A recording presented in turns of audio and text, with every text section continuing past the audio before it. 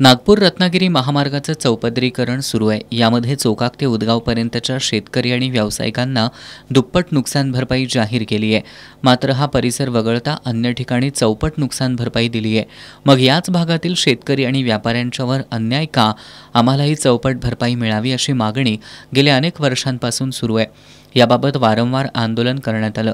या आंदोलनाची दखल घेऊन लोकप्रतिनिधींनी महसूल मंत्री चंद्रशेखर बावनकुळे आणि आंदोलक शेतकरी व्यावसायिकांची बैठक लावली होती। त्यामध्ये चौपट भरपाई देण्याची मागणी मान्य करण्यात आली होती। मागणी मान्य झाल्यानं शेतकऱ्यांनी पेढेही वाटले, पण त्याबाबतचा कोणताही लेखी आदेश न झाल्यानं आंदोलन पुन्हा सक्रिय झालं। 8 दिवसांपूर्वी चोकाक परिसरात सुरू असणारी मोजणी बंद पाडून हातकणंगले भूमी अभिलेख कार्यालयासमोर आंदोलन करण्यात आलं होतं। यावेळी भूसंपादन उपजिल्हाधिकारी चौगुले यांनी जिल्हाधिकारी अमोल येडगे यांच्याशी चर्चा करून 4 दिवसात योग्य तो निर्णय होईल, आपण तात्पुरतं आंदोलन थांबवावं अशी विनंती केल्यानं हे आंदोलन थांबवण्यात आलं होतं।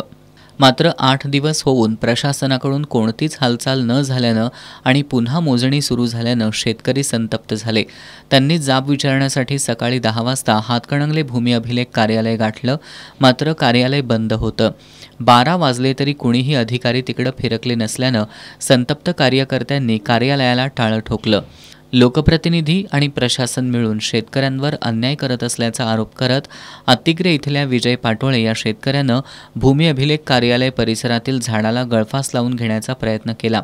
यावेळी कार्यकर्त्यांनी सरकारचा निषेध म्हणून तेरावं घातलं आणि त्याचा विधीही पूर्ण केला।